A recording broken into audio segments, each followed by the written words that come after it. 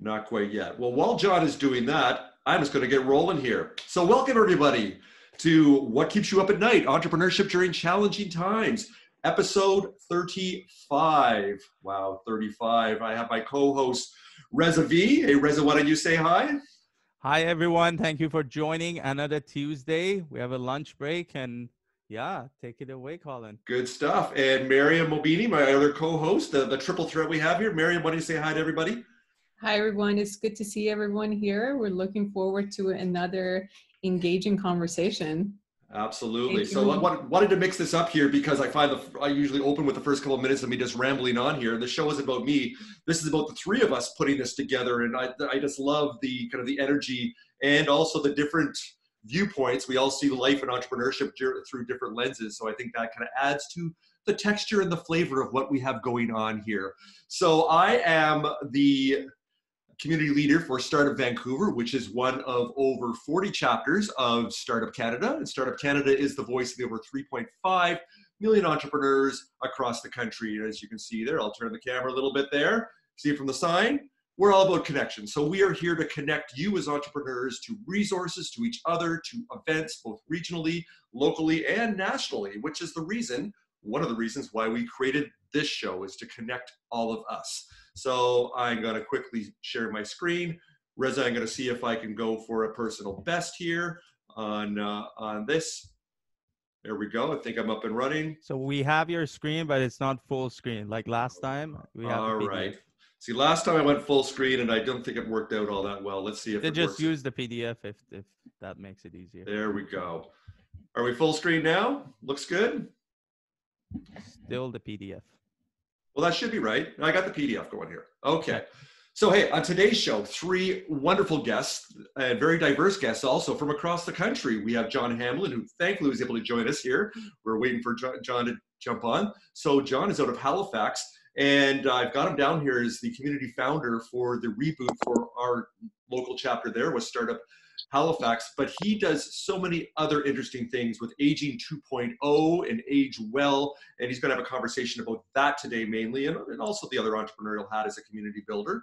Also have Ruby Sandhu, who's an associate publisher, going to talk about a new book that's coming out called INNOVATE Vancouver, and this isn't just one that's locally. The company that she's with, the publisher, does these all over North America, maybe even all over the world. So I don't know yet, so that's why I ask questions, and I'll be asking her that question when I talk to her. And we also have Becky Rock, who is with a lawyer with DLA Piper, who is starting up working with the Black and Indigenous business law clinic they have as far as pro bono services with that. Already introduced my fabulous hosts there, as we saw. Hopefully Reza helped me out here. Hopefully we see our wonderful cats hanging on for dear life. Do we have that on the screen there? No, we don't. We don't. So what's going on here? All right. There we go. How about now, my friend? No, we see your PDF file, but we don't see the full screen one. All right. See, that I don't understand why we're doing that. So obviously we need a little more practice here on the old share screen. So let me try again. 1 second. Now we do. Boom. There we go. We start the show with a little thing we call, how you hanging in there? How's everybody doing? We know with these incredible COVID times that things are getting locked down even more these days. So this is just our way of saying we hope everybody's hanging in there. We hope you're staying safe, being kind to yourselves, being kind to each other. And we're going to get through this. Apparently there's not one but two vaccines that are looking very promising. So hopefully in the next couple of months, early in the new year, we're going to get through this thing together. And in the meantime, we're just going to keep on rolling here and connecting any way that we can. And the show, once again, is just one of those ways that we do that. So Startup Vancouver, if you want to connect with us, the best way to find out what we're up to and how we support our community with events is through social media, whether it is on Twitter, Facebook, Instagram, and our LinkedIn community page there. And also with our YouTube channel, where we post all of our recorded episodes of What Keeps You Up at Night, including this one after we're done here. And you can go back if you enjoyed this conversation. We've got 34 other ones there. So do the math there. It's almost another 100 guests. And I find this inspirational, educational, and we also like to keep this a little bit light as we go. to have some levity. One thing I did want to mention here, and this ties in nicely with what Becky Rock's going to be talking about today with Maryam, and that is tomorrow as part of our monthly Can Startup Stories series. We are celebrating Indigenous entrepreneurs. So we're going to have five speakers, 5 unique, engaging, impactful stories. And this is our way of connecting with community and underrepresented communities and giving them a voice and a platform to tell their story any way that they want. So please join us tomorrow. That's a free event. And we'll be posting that not only on social media, but also in chat here today as far as the link for that event tomorrow starting at 4 p.m. Pacific. This is an interactive, engaging hour of conversation. So, hey, if you're tuning in on Zoom or also watching on Facebook, post some questions and we'll make sure we ask them, and we always do. So we do have, I'm very proud to have as our charity partner, jack.org, and they are a Canadian nonprofit that is an advocacy group for the mental health awareness for youth. And they do this at the grassroots level by empowering youth as ambassadors to support each other in schools and in community. And Reza, Maryam, you're going to be happy to hear. I think you're going to be happy. I'm going to be singing today because we did get a donation. So that's what I do as my thank you, as a shout out. Someone or people donate, I do a little musical shout out to thank you at the end of the show. So stay to the very end if you want to hear that. Raised over $600, almost $700 now at jack.org, and we keep rolling with there. So as I mentioned, that at the end, the last piece we're going to do today with Ruby Sandhu, that her and I are going to be talking about the new book coming out with INNOVATE Vancouver. In the middle, we're going to have Maryam speak with Becky Rock with all the good things that DLA Piper are doing there with the Indigenous and Black Business Law Clinic.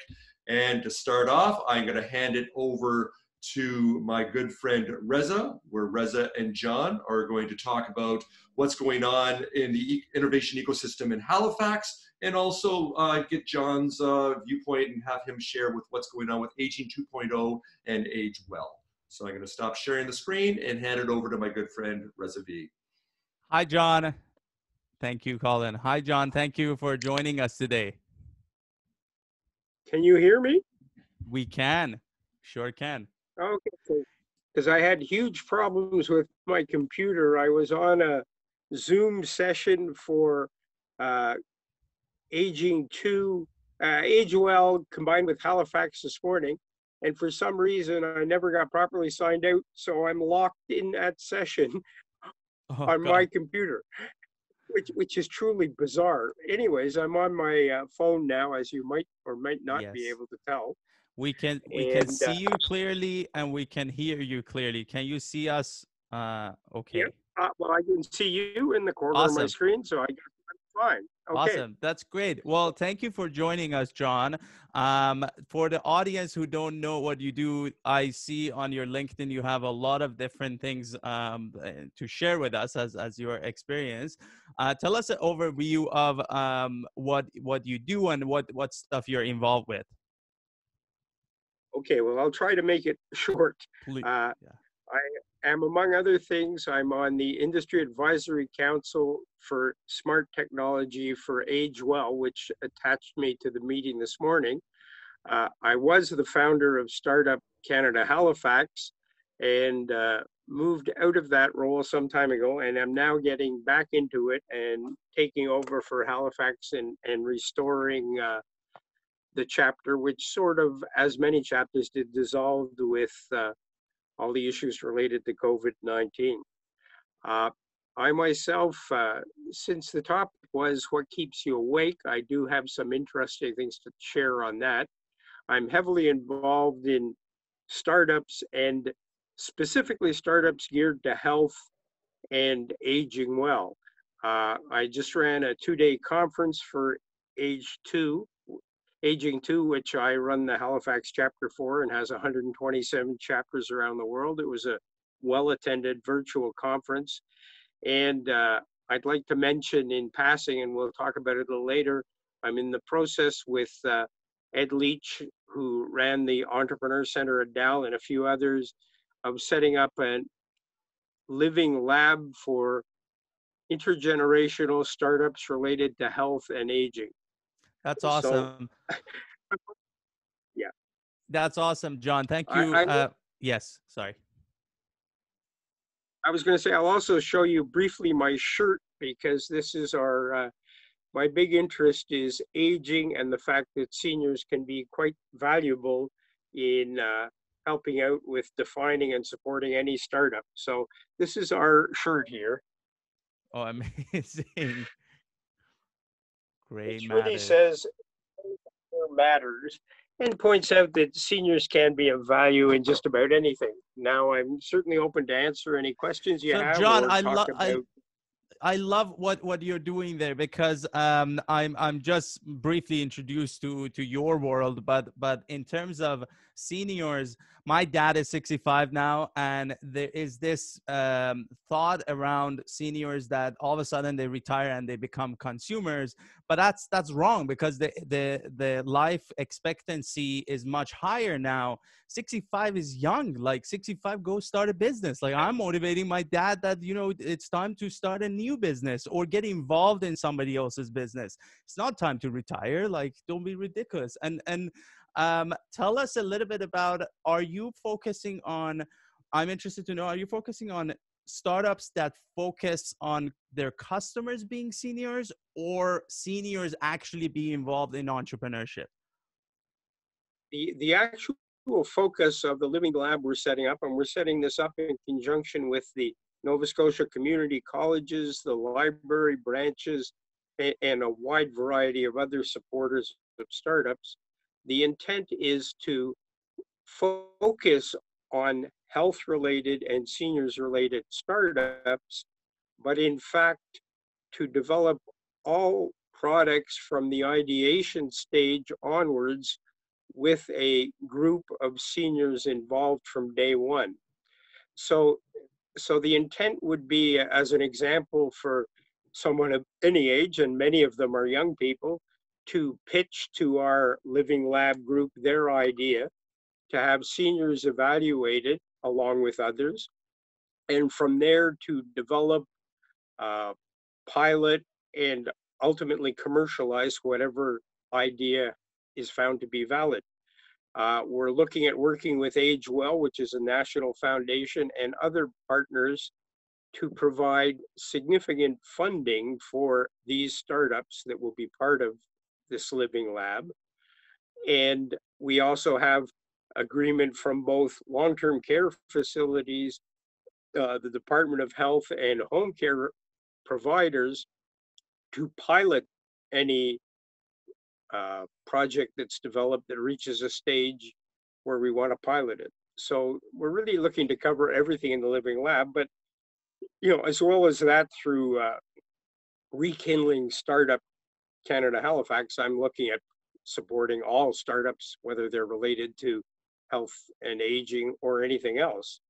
And you know, I guess since the topic was what keeps you awake at night, I've been thinking about this, and I will just briefly talk about one project which highlights both the seniors and the issues related to the world we're in now. But I will first say that I'm taking a Lean Stack course run by Ash Mariah, and in the first episode of that course, he highlighted the fact that of all the great companies that have started up since the Industrial Revolution, 60% of them really got their impetus from what I would call calamities, either wars, SARS, the Spanish flu in 1918, or as we're faced now, COVID-19. So I don't want startups to lose hope because they're having trouble in these times, because this is really an ideal time to launch something new. As anyone who follows the startup world and has seen what's going on in health and telehealth and the like can see. So I think this is a great time, but what keeps me up at night is, you know, I'm running a major project at a long-term care facility in Northwood, which was the biggest, or had the hardest hit from COVID-19 in probably in Canada, but certainly in Atlantic Canada.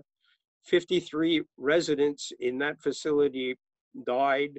The facility was completely closed to outsiders, and everyone in the facility was moved. Now, my project had tech, brand new technology developed by a Canadian company, INNOVATE, which is based in Ontario, to help those physically disabled to do things for themselves. And it did everything from allow them to raise what would have been a non-smart bed and open their doors and turn on the TV channel onwards. But with the advent of COVID, the whole system was ripped out in most rooms, and the project really was temporarily terminated. But what I do want to say is that the people who developed this, Michael Cullen and his team, partly in Guelph and partly in Halifax, realized that they really needed to do something that was more easy to install and easy to maintain. And so during the ensuing few months, they've developed a basically plug and play version, which can be installed anywhere by people with very limited technical knowledge, and is even better if it's implemented by people like Best Buy Health, who are providing the Geek Squad to install in other places. But all I'm trying to say there is that this was absolutely horrible, the worst possible thing that could happen to a project. Wow. But in fact, the project modified itself to suit the world we live in now. Wow. And it's going to be a huge success. Now John, sorry to interrupt. I want to bring back some value to the audience. First of all, I wish I met you in person. You're such an impressive person, and it shows in few minutes, and I wish I met you in person. And one day I hope I do so. John, I'm going to highlight something, and I've read it on your bio on LinkedIn, and it's important for our audience. By 2030, there are 80 million people over age of 65 in US and Canada. That's a huge market. And yet all the startups I talk to, they focus on millennials, Gen Z, and young people. And we all know where they hang out, what devices they use, how they communicate. We know all of that. But when it comes to seniors, at least I'm in the groups, perhaps there are other people like me, we don't know what devices they use. We don't know where they communicate, how they communicate, what are their challenges. And there are 80 million of them in 10 years waiting for your services. So it's a huge opportunity, and it's untapped because everybody's so rushed to service millennials and Gen Z, and it's a big competition, whereas elders here are waiting for, and they're thirsty, and they have the money to spend on services and products. Now, John, where is the gap? What's the interesting thing you found in that gap? Who are the people that are actually servicing these needs? What are the opportunities here? Well, as you pointed out, the opportunities are humongous, I guess is the word. Aside from the figures you quoted, by 2050, there will be 2 billion people in the world over 65. You can't get a much bigger market than that. The issue is that there's a lot of work going on and a lot of dedication to specifically helping what I would call frail seniors who are not in good physical shape. But in fact, 85% of seniors are like myself. I happen to be turning 74 in December.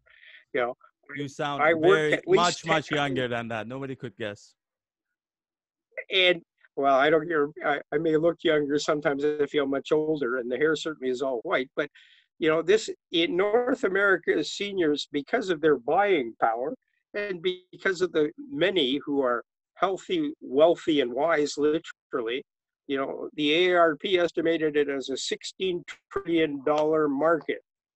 And what I keep trying and keep pushing with startups, you know, and I work with Dalhousie and with Volta Labs here and others, is this is a huge opportunity.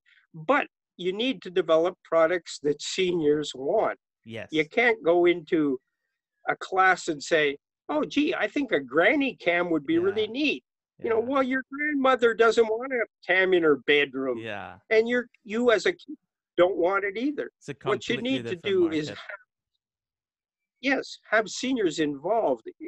we keep stressing everywhere customer validation. Yes. Well, when it comes to seniors, that's what you got to do too. You may have a great idea, but make sure it's passed by seniors. But the opportunities really are now, huge. John, we have a tight time here because we have two more discussion going on. But John, I want you to tell us one thing. What is the most important thing you feel like is misunderstood about this age demographic among tech communities, like tech startups, age 25 to 35?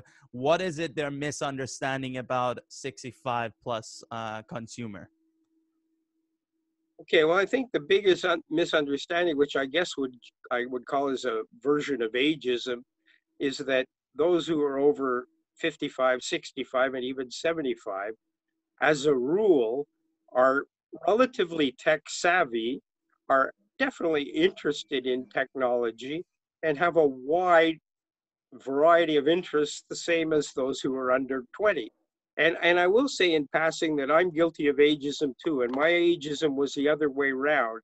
I regarded millennials as people who were self-interested, self-centered, spent all their time on social media and didn't give a damn about old folks or anybody else. And I've learned that this is not true, that actually millennials as a group are quite empathetic, quite interested, and willing to work with seniors. All they need is the seniors to work with them. This is amazing. This is amazing. Thank you for sharing that with us. And I do believe not only it's a huge market, but there is a lot of beautiful connection between the age groups. I personally lived while my grandmother was here. I lived with her for about a year, and I learned a lot from, she was starting a Zoom meeting similar to this with her friends by herself, and I was amazed by how tech savvy they can be, and they can learn, and it's very fascinating. I'm going to open it up to questions for John. If my other co-hosts or people have questions, let's jump in. All right. Hey, Maryam, I'll go first here. So I don't know if there's any questions in chat right now, but all of our attendees, our viewers, if you have any questions, put them in there because we're happy to ask them. But I'm really happy that John jumped on here today, because I know that other hat that we talked about he's wearing is coming back into the fold with Startup Canada to help reboot Startup Halifax. So, John, I understand that with Startup Canada, that they are also working in collaboration with you with what you're doing with Aging 2.0. Is that correct? Yeah, well, there was a session this morning with Aging 2 combining with Startup Canada to basically launch a coast-to-coast program to develop products and services specifically aimed at allowing people to age well, live their life to the fullest, and flourish once they pass the magic age of 65. This was the launch of the program. We're looking at, as a country, we recognize that seniors both offer assistance and opportunities, and we're looking to have regular events sort of chaired by Age Well and Startup Canada. And as well, Age Well nationally is working on a whole raft of initiatives to provide the equivalent of labs and testing zones for things related to seniors all around the country. And which is nice to see, they do have some funds available to do so.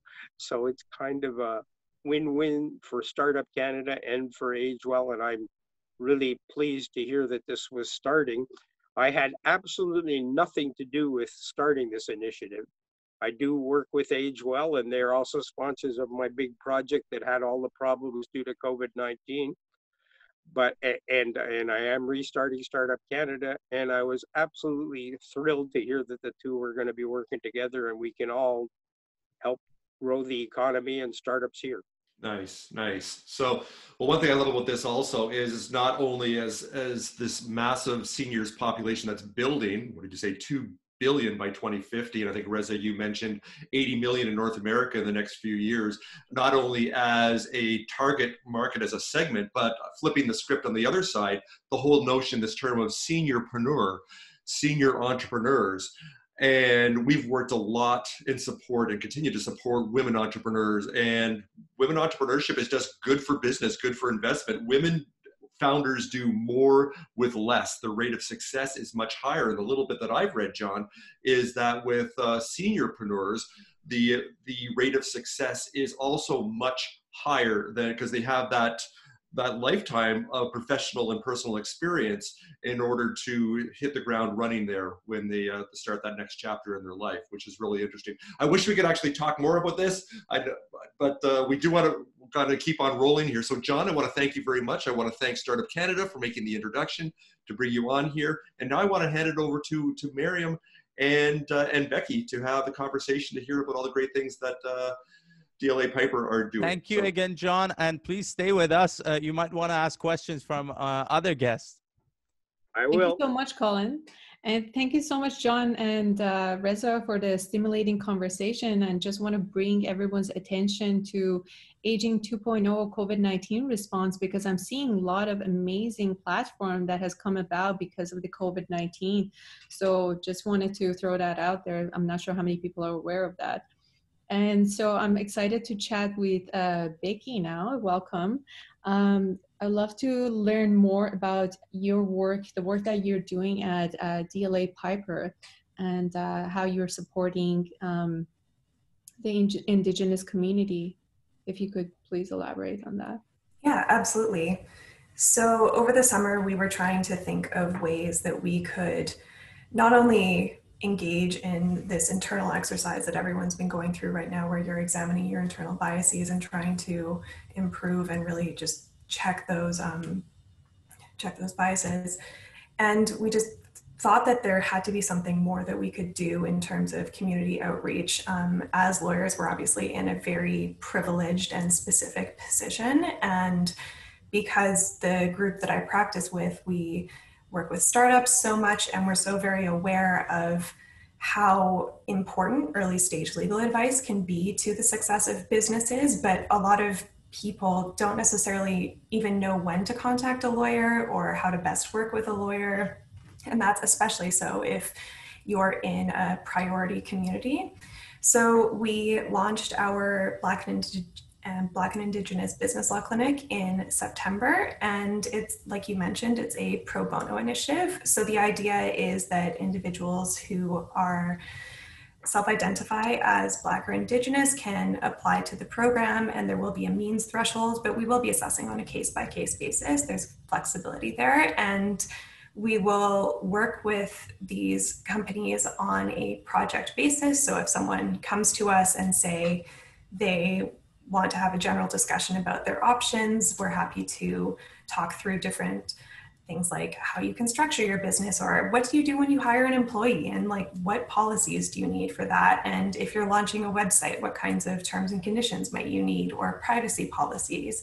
So our plan is that we will work with clients, again, on a pro bono basis to help them get their businesses off the ground and offer legal advice. This is so wonderful and so essential to have. And I'm wondering, at what stage do you want the startup to be to come to you? Are they like pre-seed or, Series A? At what stage are they in their journey that they come to you, and how long do they spend time like working together? How long does that pro bono session last? Yeah, so it is, like I mentioned, there's a means threshold, which will be roughly $75,000 if it's an individual founder, or $150,000 if it's multiple founders. But again, there will be some flexibility there. It's a case-by-case analysis. So there really is no stage in our view that is too soon for someone to come to the clinic. Again, a lot of the time, people might not even know if they're ready for a lawyer. And we're happy to have those conversations where it's like, okay, here's what you'd actually use a lawyer for, and here's the kind of questions you might want to ask them. And if people then decide that they're ready to take some of those early steps, like incorporating or figuring out how to structure their business, we're there to help them. But if they think, you know what, I haven't really fleshed this out fully yet, I'm not ready to take that leap, we're happy to have them come back later. And then in terms of working with clients, because it's project-based, our view is that by working on a project-by-project basis with each individual client, we can provide a service that also helps map out their future steps. So maybe your first priority is incorporation. That will be the first project. And then depending on clinic demand and current client load, then you could apply for the next project, which might be, okay, I want to set up my website now, and then we would work with them on that. So it's an iterative process, but I think the value there, like I said, will be having that external advisor to sort of bounce ideas off and help you get a sense of where you might want to go. How about when it comes to IP or trademark? Are these some of the topics that you also address as well? Our current scope is relatively limited to sort of very basic issues. Trademark and intense IP issues can often be a heavier workload, but we are looking forward with a view to, if we're having a lot of people come in and they're looking for assistance on like niche IP issues, then we might be able to expand our scope. We're very much viewing this as sort of an iterative project, and we're open to all feedback from the community on what would actually be most helpful for them. So have you been getting a lot of, clients coming to you during COVID, and what changes have you experienced since COVID has started with your business? In terms of the clinic right now, we've mostly been doing legal outreach. Again, if anyone watching happens to think that this program might be good for them, you can reach us at theclinic@dlapiper.com. In terms of startups more generally, I think it's really just grappling with that uncertainty. So for example, like fitness studios, there's obviously been so much up and down in like how you can operate and updating plans and shutting down. And it's really just that, that difficulty in like pivoting your business and changing how you work, and some of that, and things like smaller shops that might have had leases that all of a sudden they can't even have people in there. So trying to work through those kinds of issues with clients. So what are some of the patterns that you've been noticing with startup that you think is worth mentioning, like the top 3 things that you think that they need to have, and often they miss, and they think, that's why they would come to you and you would advise them on? I think in terms of legal work, generally, the number one thing I would say is that I think it's important to talk to a lawyer early on. It might be the case.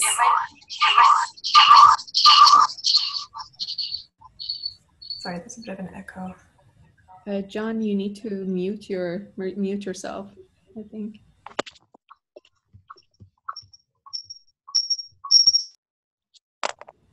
Okay, there we go. Great. Yeah, so I think, again, like it can be hard to know when to contact a lawyer and when to work with a lawyer, but something I think that a lot of clients might not necessarily know is that those initial conversations about whether you even should be talking to someone, they should be non-billable conversations. You should be able to get half an hour of someone's time or an hour just to talk through like, okay, where are you at? What are you thinking?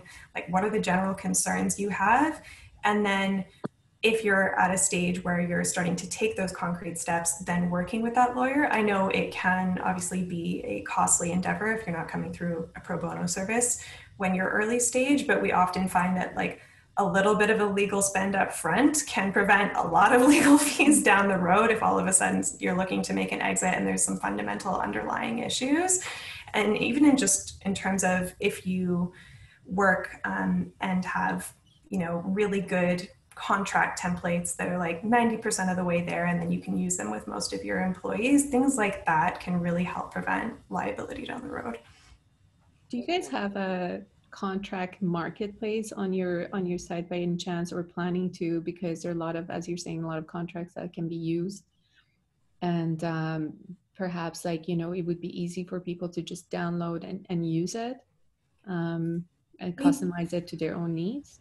Yeah, we don't. We find that even if there are sort of general terms that you will see in, say, I don't know, an employment agreement, we still think it's better to develop the contract template for that individual client. And we, of course, have internal precedents that cut down on the work time, but there can often be a tendency with startups, specifically to just sort of find a precedent online, download it, and use it. And that's, of course, understandable. You want to keep costs low, but sometimes we find that, you know, you might not know what's in there, and you might not know that it actually works for your specific business. So it's best to have that outside perspective, sort of consult on what aspects might need to be tailored, what might not be appropriate, where you could be exposing yourself to liability, because no two contracts are necessarily alike. They can be quite alike, but again, you probably want to consider your specific business. Yeah, thanks for that tip, because I came across a contract marketplace that, you know, they have like specific contracts for example, yoga instructors, or if you're consulting, or, you know, and they're roughly around like $400 per contract, and you just download it. And I thought that, well, it's just good to know, because you, as you're saying, you might want to make a customizable one, and I don't know what's in there. You know, I don't even know what I'm paying for $100 for what, without like consulting a lawyer. So that's a really great tip. Exactly. And in those cases too, like a lot of the time, you know, there's no reason that aside from their own employment agreement, there's no reason that the average person would have considered the law around, say, like in your example, a yoga instructor employment agreement, like what should be in there. And the advantage of working with a lawyer, getting a little bit of time, is even just understanding what some of those fundamental terms are and what your obligations will be to that employee, instead of just sort of getting them to sign it and then forgetting about it and hoping your problems don't come up. Yeah, that was a really good tip. Thank you so much. I'm just wondering, what keeps you up at night? I think just uncertainty. I think it's such a strange time. At least things are a little calmer now that the election's over. But I think just not knowing what's going to happen. And we do have this hope with the vaccines, but I think this year has really sort of made a lot of us realize that ultimately you can just live life day by day and think about what you can do to take care of yourself and also your community on each day, instead of trying to predict what's going to happen 5 years from now, because I think we've all been shown that this is probably something that none of us ever would have worried about, a massive global pandemic, but here we are 10 months in, and I think just sort of really just focusing on each day as it comes. What are you doing to take care of you, like your mental health and emotional well-being? Yeah, I like physical activity. I think it's really helpful to sort of get out of your mind and into your body, and getting outside I find really useful. And I also love doing things that are nothing at all like my job. I find that really relaxing. So painting, drawing, stuff like that, where you can just focus quite intensely on a specific task for a while. I love that. Thank you so much for sharing. And I'm going to open it up to our hosts and our guests, and to see if there are any questions in the chat.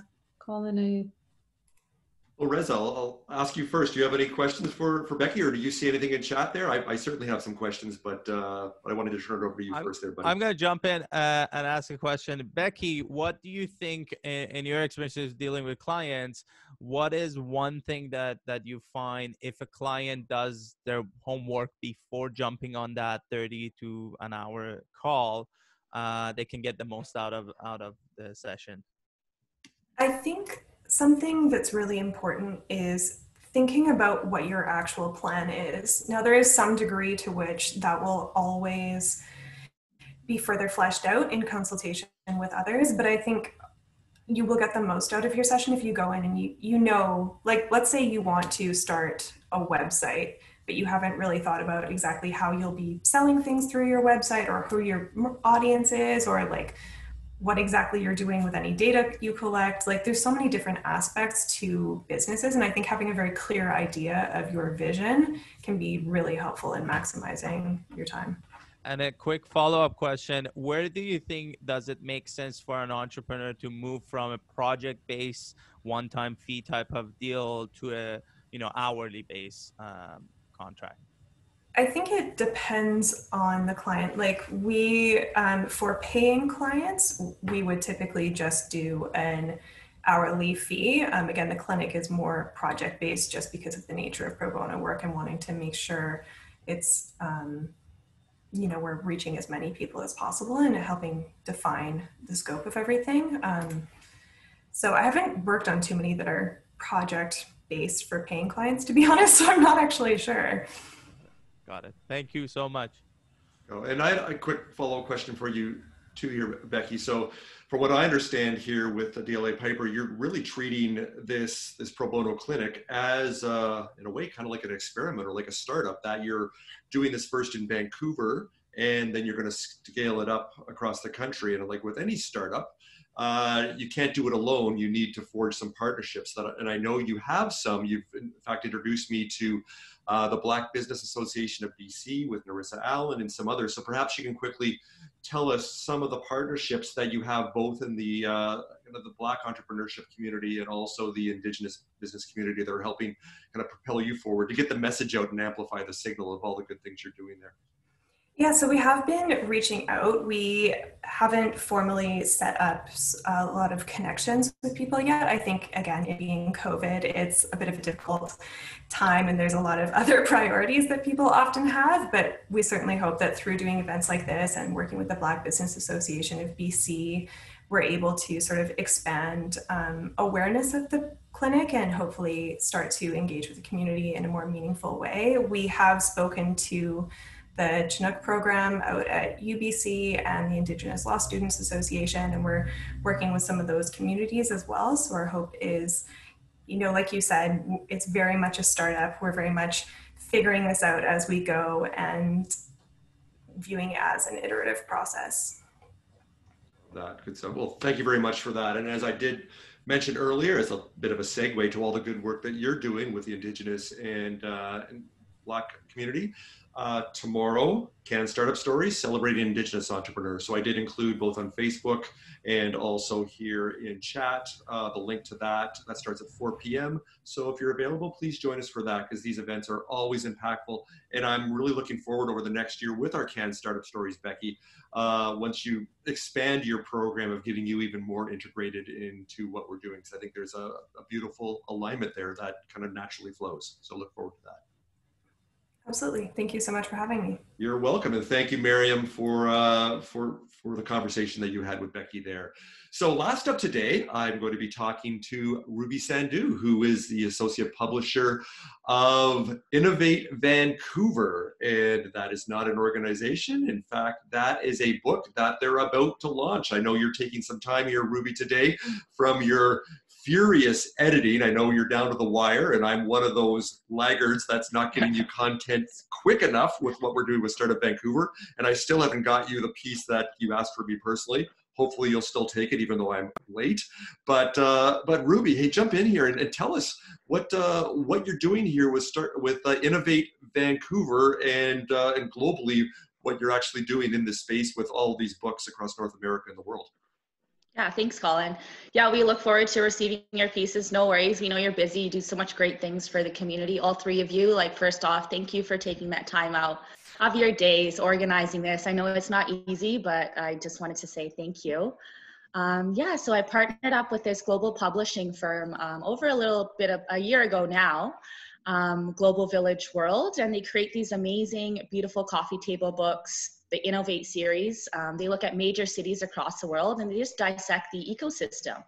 You look at the industries, you look at the people, you look at the companies, what they're doing and sharing their stories of success and innovation. So it's neat because it's a little bit different than your kind of corporate cookie cutter, this is how perfect we are. You know, we get to dive in and look at the successes and their innovations. And yeah, so just focusing on finishing up INNOVATE Vancouver this week. So super, super exciting. It's been quite a journey during COVID, but really happy to say that we've always been progressing along. And yeah, so putting those stories together. Connect with me on LinkedIn if you guys want to know a little bit more about who's in there and how you can get a copy. Nice. So the book itself, it's going to be, like I said, a beautiful hardcover coffee table book. So tell us about, with Global Village, what they're doing and what kind of the origin story. Like, I'm sure this is an entrepreneurial endeavor too. Who leads it up? Who founded it or co-founded it? And what was the decision thinking the market actually wants this? We've got enough of a response or insight that globally that people, entrepreneurs and innovators want this particular publication. So tell us a little bit about that and tell us perhaps the first one that was ever published and which one that was in what city. Okay, thanks, Colin. I don't know the first one to be published, actually. We have so many, so it's really hard to keep track, which is a good sign. But our CEO, Sven, he started this connecting with people before 2008, before that kind of economic downfall. And he used to do that traditional kind of, pay to play model where it's like, pay a certain amount, be in the book. And he really started it with knowing that there's all these amazing innovations happening within his city. How can we connect them? And so I guess he got that spark of innovation where he wanted to connect these stories together and kind of map out what was going on. And so, yeah, he just started to go around, ask people if they wanted to join this Innovate series. And from there, it really just kind of snowballed. And he's a world traveler. I know he's itching right now to keep traveling during these times, but he's one of those people that goes all over the world, connects with people. And so he started to kind of connect with big, major kind of businesses and tech councils, and really, saw that there was a need for that. And people were excited about knowing other people in the city that they wanted to connect with, that they wanted to know what was going on in their cities. And so it just kind of started with that. The response from the communities that he was engaging with was so superb that he used his kind of global traveling to also connect with people. And so now I think we've got about 30 plus publications all over the world, from Europe to the States to now Canada. And it's just, it just keep going from there. Got it. I'm looking at your website here, and I see it's not just cities, but also certain tech sectors. I see on here, you've actually got esports and gaming, and you've got artificial intelligence and a few others. So it seems like you're kind of building out from there also. So it's not just necessarily the physical community, but it's also that community, that sector community also that you're showcasing. Yeah, for sure. And you know what, that just kind of happened because people saw the books, they made those connections. And so given certain cities have certain major industries, like Vancouver, we're really popular with clean tech and biotechnology, VR, AR, gaming. And so those particular cities decided to put books together that amplified those industries that they really wanted to shine on the global scale. And so we started to make partnerships to focus on certain industries in certain cities. And I think that that's such a great initiative. And yeah, I'm really excited about the gaming book to come out and we get to see, because that is a huge industry worldwide. It is massive. So I want you to pull the curtain back a little bit here, because myself as an architect, I know the design process for designing a building, but where do you start to design a book like this? What is the process? How do you get involved and get consensus? So maybe you can walk us through that, because I find that fascinating and probably really complicated. Yeah, for sure. But, we have a great team. And because we've had so many books, we've created so many books, they just get better and better. And so we've got a great system. The publishing firm that I'm working with has been around for over 20 years. So they've perfected the system. So we ask the participants to send in the content. So the content is mostly written by our participants. We get them to send in their images, the content, and then I connect them with our design team. So I kind of step back. They work with our design team, as you know, Colin, and they ask for the information. And once you get the information, we send it off to our designers. So we're a global team, right? So we have people all over the world. We're not all based in Vancouver. I'm actually the only one in Vancouver. And so we go send it off to our designers, they design a mock-up, and then we send it back to the participants, and then we just kind of collaborate from there as well. So it's nice because you can get to collaborate, you get to know people's perspectives, different ways that people do business. Also, there's also this passive information that also comes along when we're working with people in the design aspect as well. And so once they approve the feature, that's pretty much it. And then really the hardest part, which I'm doing now, is editing the book. And so that's always the fun part that I'm working on now. That sounds like the non-glamorous part. That's yeah. Down in the weeds there and doing all that needs to be done. Yeah. Also very interested to hear is, how connected are you? What's your background to our innovation ecosystem? Is this something you're involved with, or did you have to start from almost like ground zero? And with that, how did you then find me, for example, or the other organizations and founders and companies that you would consider to be compelling enough and diverse enough to put into the publication? Yeah, for sure. I think the way that I got started with this and just connecting with Sven, it's like a really great story. I have a background in teaching English. And so I've been an English teacher for a majority of my life. And as a teacher, you're always the one with the knowledge. You're always the one that people are looking up to. And you're always kind of giving and giving and giving. And so I had a thought, and I said, you know, I want to try something different. I want to be challenged. I want to be around professionals. I want my own flexibility. And so I had a list of things that I wanted. And so I wrote the list, I put it down, and I just kind of, you know, let it be and just went on. And I saw an opportunity to connect with Sven, and I took it. And I was reading what the, you know, the criteria for the Innovate book. And I was like, this is totally me. I love my city. I want to learn more about it. I want to connect with people. And yeah, let's see what happens. And so connected with him. He's like, yeah, let's do it. And then honestly, from there, I was like 0 connections, didn't even have a LinkedIn page. It was like really nerve-wracking. And I just started emailing people. I started researching I still research. I've been researching for a year now, just getting to know the people, getting to know the faces that pop up just like yours. And yeah, just connecting with people and just, you know, allowing them to just give me a little bit of their time and just kind of hearing me out and what I've got going on. And I'll really say, like, the response from the community was so amazing. Like, everyone is so kind, you know, just gave me that space to speak about what I'm doing. And once people started jumping on board, it just kind of ricocheted from there, letting them know, like, you know, these are the companies that have jumped on board. Like, we'd love to have you featured. And there's no shortage of innovators here, for sure. And I think a lot of us here, you know, we put our heads down, we're humble, we work, we make great things. But I think this book is going to be a great example of pulling those people kind of out of their shells and hearing their stories about how they got started, and, you know, connecting people as well within the Innovate Vancouver book. I think that's a really big goal of mine as well, is that it's not just about creating the book, it's about creating a community within that book and really, you know, harnessing those connections to create a more cohesive community. Love it, love it. Well, what you're doing is so nicely integrated and aligned with what we do and our purpose and our core values that we will definitely make sure that we promote the book when it comes out. So before I open it up to Maryam and Reza and our audience here, little plug then, when do you think this will be, it's going to drop? When is it going to be available? And is it online purchase only? What's the easiest way for people to have a look at it and then ultimately purchase Innovate Vancouver? Yeah, for sure. Thanks for that, Colin. Yeah, so this week, Friday, boom, we're done. We're going to send it off to print, and we'll have copies of our book in Vancouver in January 2021. You guys can connect with me on LinkedIn. You can also go to that website there that is in the chat, Innovate Vancouver. There'll be a section where you can buy the book once it's available, and the ebook will also be available on that link in the chat as well. And then, yeah, you can just connect with me and I can get you a copy if you'd like. And you guys can also see who else is in the book. So good. So good. So Maryam, Reza, you want to jump in here? You have any questions for Ruby? I am going.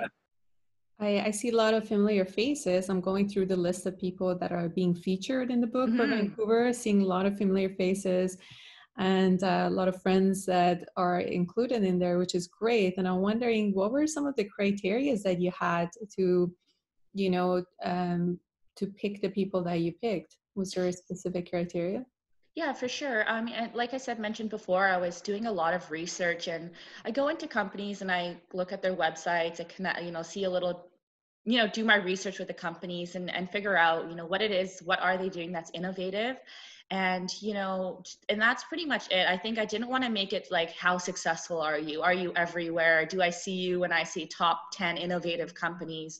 You know, if you have a story to tell and you're doing something that's innovative, or if you're just an entrepreneur that just started off and maybe you want to, you know, join this group of people and share your story, you know, that's the criteria that I really looked for. Something that I really value is that a lot of the people that are featured, you know, they may be newer or smaller and maybe don't get that recognition or a chance to kind of have their voice heard. So it's nice to have those companies that, you know, can join and kind of say, hey, we're here too, and look at all the cool things we're doing. Yeah, that sounds great. Thank you. I look forward to, you know, seeing the book. Yeah, for sure. We're also going to have like a virtual launch party with everyone that's featured. And so that will be an opportunity for all of us to connect and get to know each other and just keep it relaxed. Nothing like, you know, when you're doing virtual parties or virtual anything, it's very hard to kind of keep people engaged. So I'm trying to make it like a nonchalant dinner party, come in, chat, get to know each other, and, you know, leave happy. Well, maybe social concierge can help with that too. Yeah, totally. Yeah, they're great. Yeah, they're great. Love them. Don't have any specific question, but Ruby, the moment the conversation went around publishing a book, I've been really interested in the media format of QR and NFC because my business is around it. And I think it would be really cool if in the future, if you do another book, having NFC pages where it brings videos of that person or an interview, so it's more media rich. I personally am looking into that for either Christmas cards to send home or something because my business is around NFC. I'm looking at that, but it'd be really cool to do it on a book too. Yeah, for sure. We actually do have a couple of our participants that have added that in there. And with our book, we actually have embedded AR video in there as well. So yeah, we have an app. And so you scan over with our app and then it plays like a highlight reel or whatever video that the company wanted to put in. So that's a little bit more of an interactive component of the book too. But yeah, that's a great idea. Nice. Awesome. Nice. So I don't think we have any questions in chat today. Our attendees are very quiet. Usually they're very, very active, but maybe they're a little bit shy today.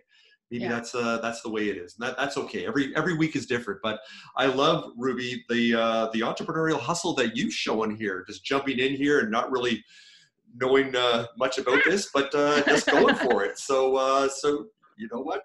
In a way, you should be in the book too, even though that's a bit meta. But yes, yeah, I love the fact you just kind of took that chance, loved what you're doing, you were inspired, and you just went for it, and here you are. So this is great. So we really look forward to the book coming out.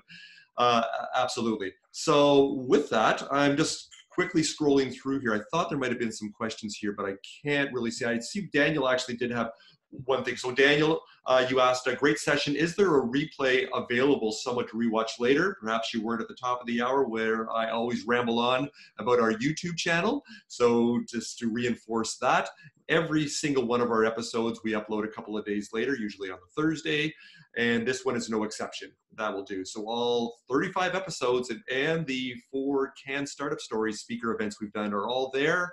So yeah, check it out on our Startup Vancouver YouTube channel. There we go. So, hey, unless there's any more questions here, I'll just pause for a sec. If not, I'm going to sing a little song. All right. Brace yourselves. I haven't done this in about a month. So this may be a bit of an experiment here. I'll see if there, I've made all my excuses for my lame singing being out of practice here, but here we go. So yes, we do have a donation to jack.org today. So I sing a little something that goes like this.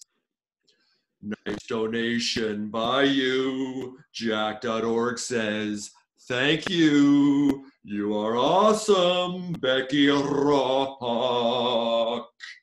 Nice donation by you. There we go. Thank you for. Oh, actually, I got a golf clap there from Ruby. Thank you. I'll take that. Nice putt. You make the putt. Good job. So with that, I'm gonna hand it over to Maryam. You closed it last time, I remember. Reza, why don't you close the show for us today, here, my friend? Thank you, Colin. Thanks everyone for joining another Tuesday lunchtime. We have great conversations with 3 amazing entrepreneurs every week. Join us Tuesday at lunchtime, or watch the live on Facebook, or go to YouTube and subscribe, or do all of them. See you next week. Amazing. Have a great week. Bye for now. Thank you. Bye.